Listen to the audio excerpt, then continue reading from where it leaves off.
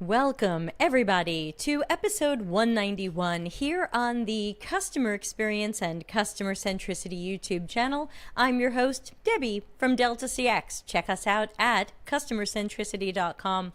And if you're wondering where the other 190 episodes are, they're actually back on our other channels. So you can see the first 190 over on the Delta CX YouTube channel. Hi, Ana Lucia. Today we're going to be looking at an article I recently wrote, and we're going to be discussing it. So as always, this is an audience participation show. We want to hear what you think. And of course, if you are watching this video later, let me know what you think in the comments, especially under the YouTube channel. The best way to support us is to give us the thumbs up on YouTube and leave a comment after the stream is over or when you're watching the video later. And subscribe. Don't forget to subscribe here at youtube.com/@CX-CC. Let me just close my email so you're not all seeing that when I share my screen. And then we're gonna, and I forgot quickly, as always, thank you to the people supporting either of our YouTube channels. Totally optional, always appreciated. Thanks to everybody for your donations and your help. This week you are keeping me in delicious cheese. So thank you very much for the delicious cheese. And hi, Rima. Okay, so I've got a window prepared. Let me just adjust my windows. Today's show takes a little bit of extra coordination because of some changes Medium has made. So let's see. Okay, this works. All right, let's press this button.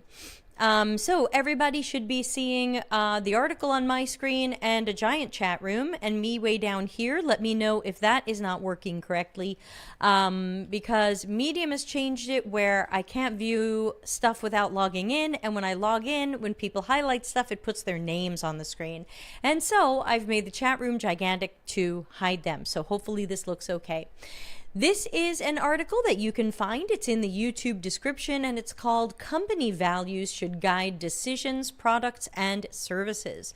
So I'm going to be reading this out, and I want to hear your comments and your questions, both live and later on. I always answer all of the YouTube comments personally, so please do leave them for me. Here we go. I'm often asked how teams can know while planning or working on a project if they're being customer-centric. Is there the right amount of focus on users, and what will work best for them? One excellent telltale sign would be to take your ideas, concepts, or solutions and hold them up against your company's values. I don't mean the value the company hopes to get from this project. I mean your stated, let me turn off my fan. Is that better? Your company's stated values, the ones that normally go with a mission or vision statement, the ones that HR wants to make sure that job candidates and new hires learn all about. At some companies, your performance review will look at how well are you exemplifying or upholding company values. Therefore, you must bake company values into every decision that you make. Company values guide potential solutions. Let's say your company leadership passes the word down to your teams that they want to see more new customers signing on and staying longer. This type of large and open request can often bring teams into brainstorming meetings and workshops where the goal is to figure out what they can make people do so that the business achieves its goal. These meetings, exercises, or workshops should include conversations about company values. While we certainly want the company we work for to succeed and grow. Ana Lucia says you couldn't hear my fan. Good, then I want to turn it back on. It's 39 here. That's 100 Fahrenheit, everybody. Sorry, let's roll that back a little. These meetings, exercises, or workshops should include conversations about company values. While we certainly want the company we work for to succeed and grow, we shouldn't be doing it at the expense of the values that we claim are at the core of our existence and guide our operations. Then I just have a stock image showing a word cloud with core values. Words on the screen are like ethics, quality, integrity, trust, honesty, and character. Honesty. Is one of your company values honesty? Then you would want to make sure that there is nothing dishonest in the ideas that you brainstorm. No trickery, no deception, no vaguely worded subscription plans. Clear and honest pricing that is easy to understand. We earn customers' trust in every interaction, and we can lose that trust in the blink of an eye. Every concept, product, and service must constantly work to gain and keep customer trust. Deliberately design and architect for trust and honesty. Integrity. Is one of your company values integrity? Then you would want to make sure that everything you do is transparent and ethical. Ensure that all decisions have the best intentions for your customers and users. You'll have to balance what the business wants to achieve with what is best for your customers and users. This would require knowledge and evidence, clearly telling the team who our target audiences are, their tasks, and their needs and perspectives. When we work without this evidence, it's easy to come up with ideas that might run against company values. But we excuse ourselves by saying we think or know that users will be okay with this idea or feature. We think users will be okay if we sneak an extended warranty into their shopping cart because extended warranties are good and they can benefit users. Our selfish trick is really great for users because they will appreciate having extra coverage on their purchase. But will they? Are we acting with integrity?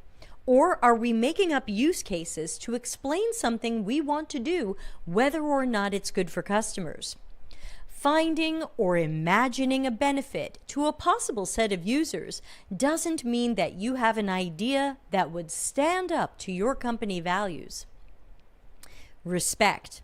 Is one of your company values respect?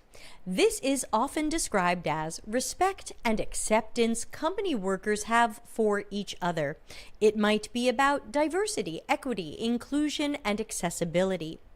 Do we have that respect for our target audiences? Have we baked diversity, equity, inclusion, and accessibility into all aspects and areas of our project?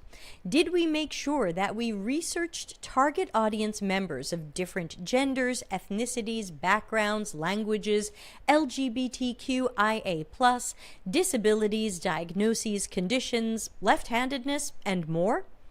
We cannot respect our customers if we have not truly seen them, observed them, and brought them into our processes. That doesn't mean they get pulled into workshops to brainstorm their own solutions. It's often correctly said that users usually don't understand their own problems, and even when they do, they are rarely good architects of great solutions that will work for all users. But to follow through on our respect value, we must have hired diverse staff and teams supporting our workers and their perspectives and needs, and then actively showing respect for our customers and users. Empowerment.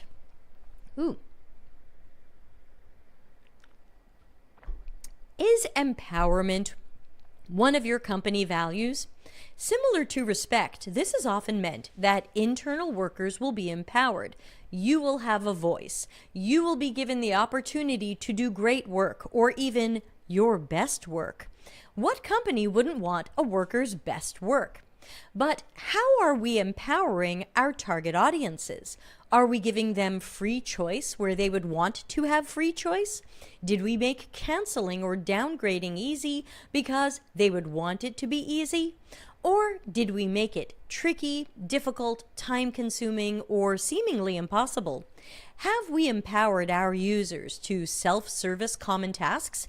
Self-service is great for users and takes unnecessary calls and tickets off customer support, better empowering support to handle issues that truly need their intervention.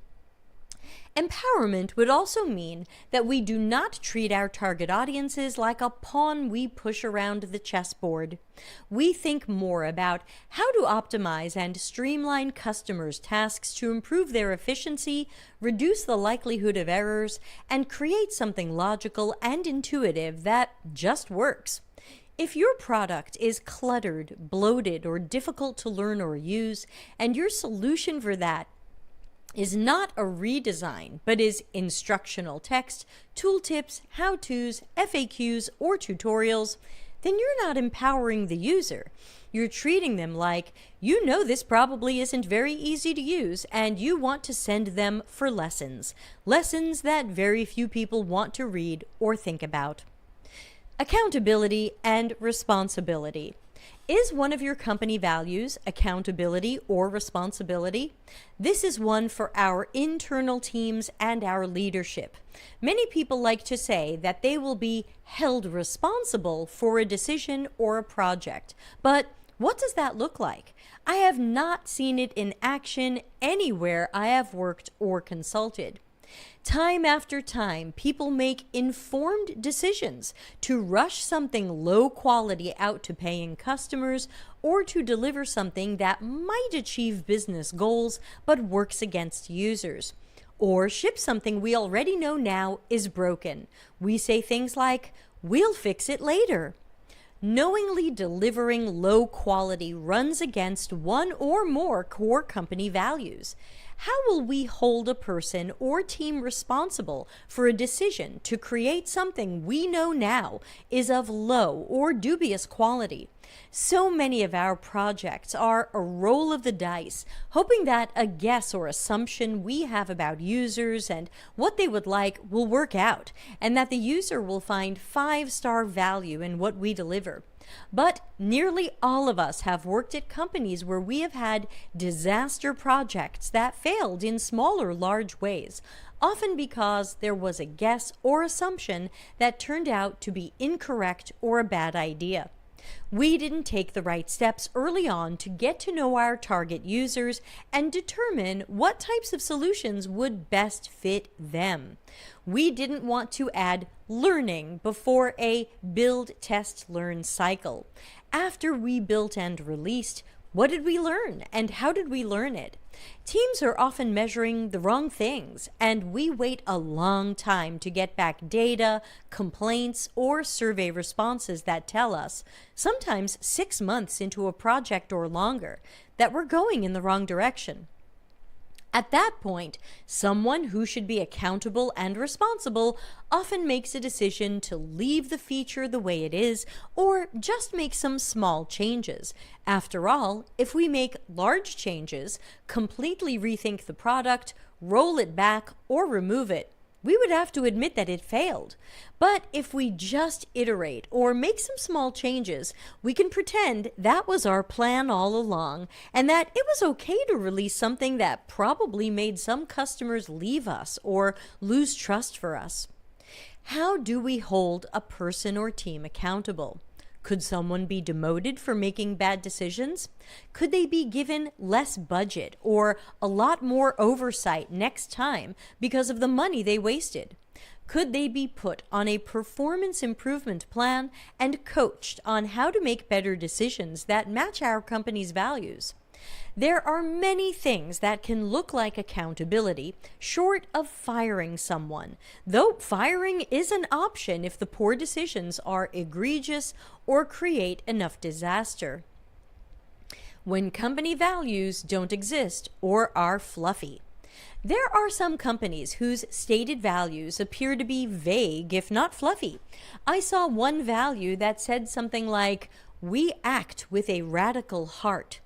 Well, what does that mean? What does it look like to act with a radical heart? What does a non-radical heart look like? What do you mean by heart? Meta's values, which need air quotes for sure, include build awesome things, live in the future, move fast, and focus on long-term impact. None of these say honesty, integrity, ethics, diversity, accessibility, or customer centricity, and let's not assume they're implied. Meta's actions and decisions tell us they follow these values closely, and that impact can mean a lot of things, including unethical crap that the company finds accessible and possibly awesome. If you are working at a company where the values seem a bit fluffy, vague, or they don't exist, create a set of values for your team. Make them part of your team charter or documented ways of working. Bake them into your decisions and definitions of ready and done. Don't let your company having vague values or no stated values give you permission to make dishonest or unethical decisions that your customers are likely to hate, unless, of course, your company is all about those types of decisions and welcomes, if not expects them. Company values are your guiding North Star. They're supposed to be a North Star for hiring people who already exhibit these traits. They're supposed to be a North Star for the behavior and decisions of everybody in the company, from the teams on the ground to mid-level and executive leadership. Let your company values guide your decisions. When considering new or improved products and services, are you upholding company values? Are you being honest, ethical, transparent, and clear?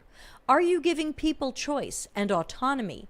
Have you baked diversity, equity, inclusion, and accessibility into every conversation, decision, concept, and design? Do your definitions of ready or done require that the project has included diverse audiences with different needs? Do these definitions include coding and testing for all accessibility needs? You are not living by any of your company values if you treat accessibility as a feature you might add later or something you wait and see if users upvote. Make things logical, easy, intuitive, clear, transparent, and honest for your customers. They'll reward you with loyalty and other things your company wants, like higher utilization, more frequent purchases, etc. Be guided by the values your company has, or should have. All right, let's try pressing this button. Okay, we're back to a giant picture of me. And our friend Sanchez here, sorry if I'm pronouncing your name badly. Meta is customer-centric in a way that a Venus flytrap is fly-centric. I like it. That goes on a shirt. So we've got about 7 minutes left to our show, since we're trying to keep the shows to about 25 minutes. So if you have any comments or questions or disagreements or thoughts on anything in that article and you're watching live, let me know. If you're watching this later, drop it in the YouTube comments. I always respond personally. I'll at least give you a thumbs up unless you say something really unacceptable. But I will certainly, I would love to see what other people are saying and thinking. But I would say my takeaway on this is think about how in the conversations, meeting, planning, and other things that your teams are doing, talk about company values. We're not. We're too often just talking about the metrics and numbers and goals that we're under pressure to deliver. Okay, that pressure is not going to go away, but we've got to balance that with the company and people we claimed we wanted to be. We said we wanted to be honest. We said we wanted to have integrity. Or how many people, I've seen a lot of this, how many people say our company value is empathy. We have empathy for our coworkers, our customers, our users. So we want to make sure that whatever these company values are, especially if they are good and ethical, that we're baking them down into the project level. Not just that we claim this is what our company's about and we ask you about this when you're getting hired. It's got to be brought back into all conversations because it will help us have and maintain higher standards and improve our quality. Okay, we've got 3 minutes until the gong sound goes off, signaling that our show's about to end. So while I see if anybody has any last live comments or questions, let me let you know what's coming up on the show. Let's see, no show Friday or Monday. Tuesday will be office hours Ask Me Anything, now called Q&A, AMA. That will be Tuesday at our new 3 o'clock Italy time. That's Tuesday. Wednesday is a special guest. We're going to have a special guest on this channel Wednesday at 3 p.m. Italy time. It's our good friend, Dr. Seth Finkel, who was a recurring guest back on our Delta CX channel, and he's going to be talking about mental health and layoffs and how many of us struggle during bad economies and bad job markets and what we can do for some self-care. On Thursday, I'm going to be talking about product market fit and signs that you're lacking customer intelligence. And then Friday, over on the Delta CX channel, we'll do practicing critical thinking. I think I'm going to keep that show for now on the other channel, and all the other shows will be here.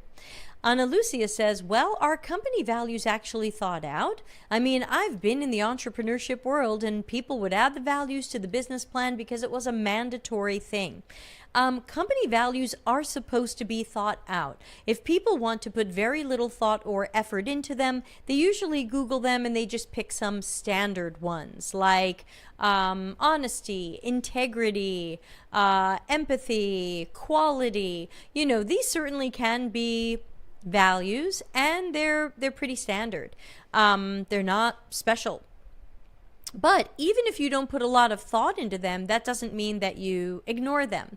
So you still want to make sure that your company is going by these company values. If you're going to say these are our values, then you're saying this is what's at the core of what we do and how we do it and how we operate here.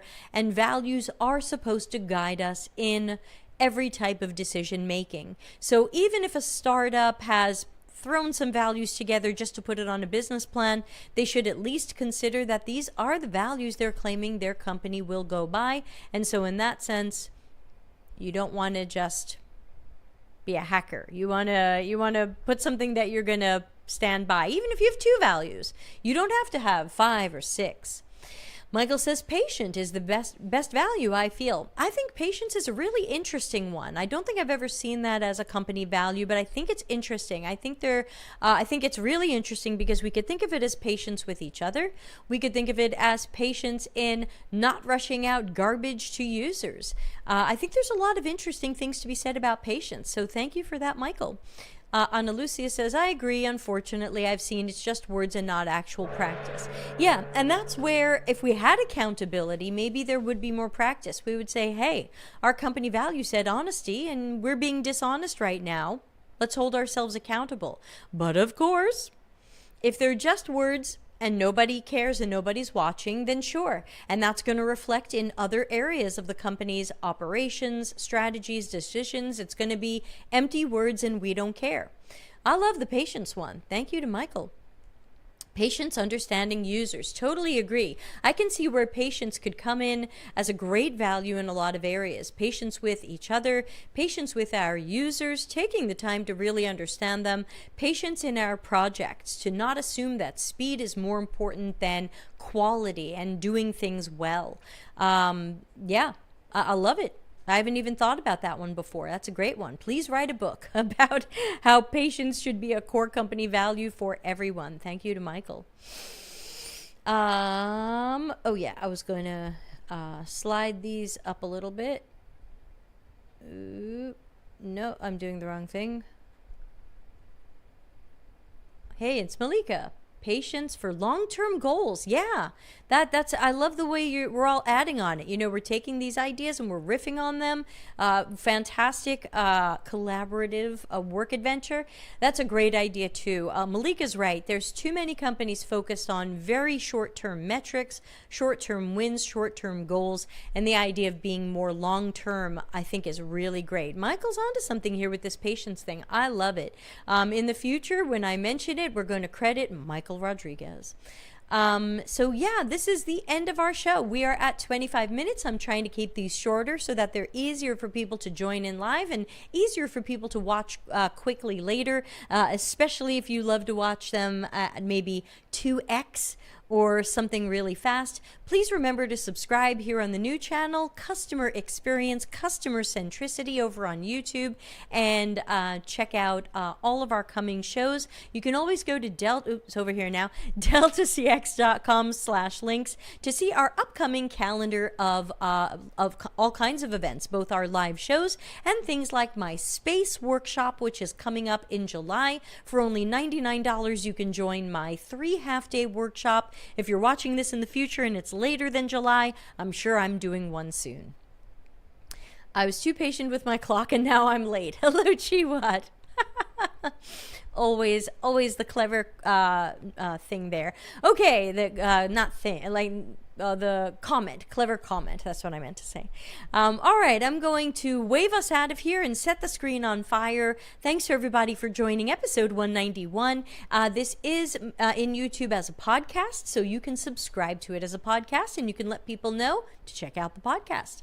Have a super day, everybody. And let's see, it's Wednesday and I will see everybody, I think Tuesday. We've got a few days off of the show. See you Tuesday. Thanks again.